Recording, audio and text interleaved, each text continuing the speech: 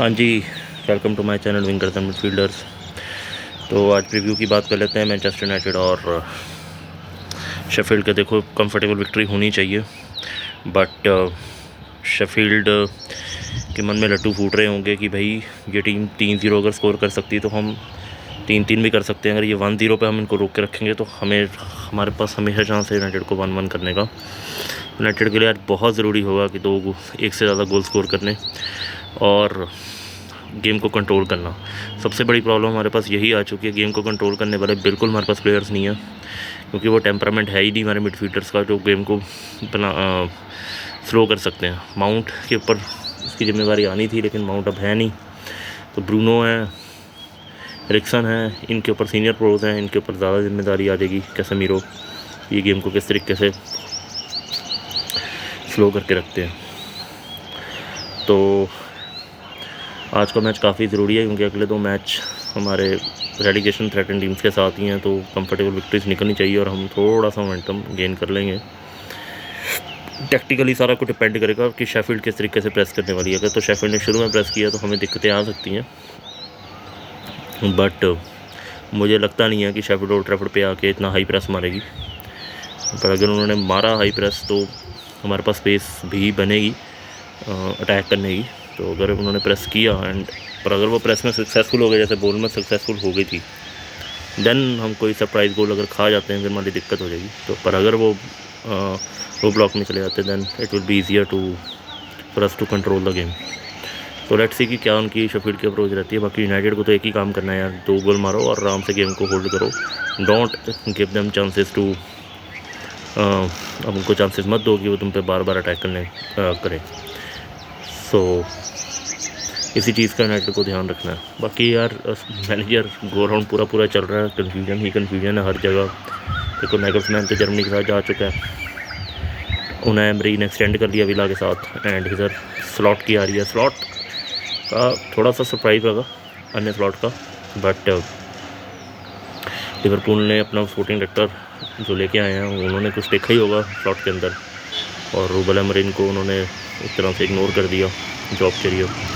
तो स्लॉट एक रिस्क तो है, या तो वो स्लॉट को टाइम देंगे 2 साल की, भाई तुम अपनी टीम बैठाओ, अपनी गेम बैठाओ। देयर आर सीनियर प्रोज जिसकी हेल्प करेंगे।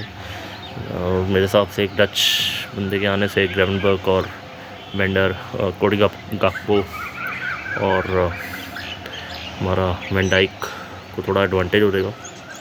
कम से कम 3 प्लेयर तो उसकी सपोर्ट में आ ही जाएंगे।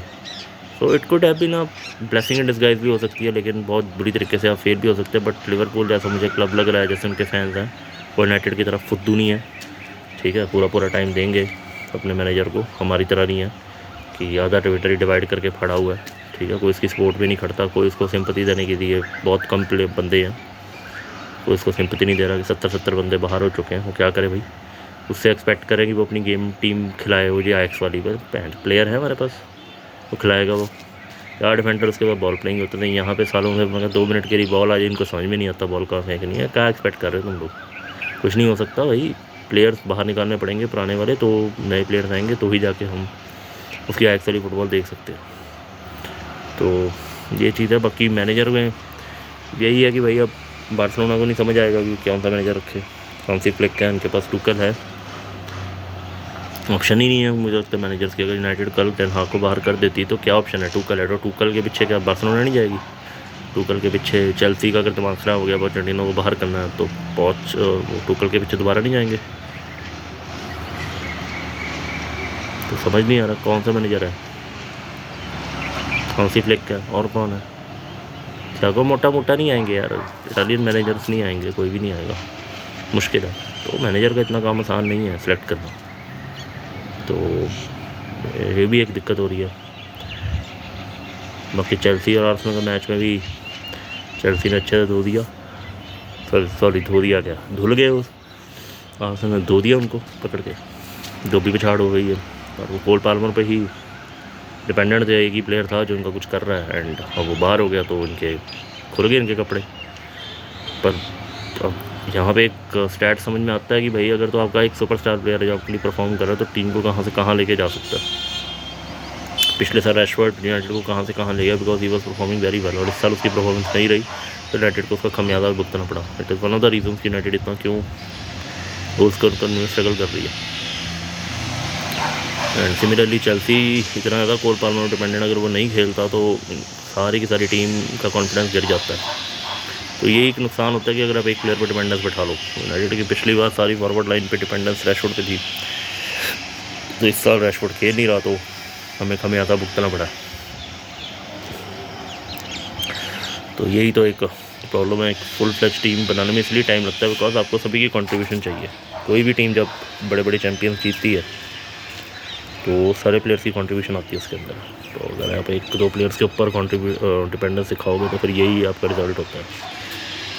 तो आज के मैच में यही पता लगेगा, यूनाइटेड के मैच में, कि यूनाइटेड किस तरीके से गेम को अप्रोच करती है।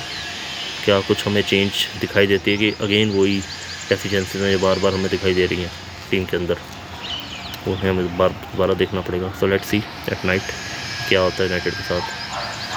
So this was the video for today. Thank you.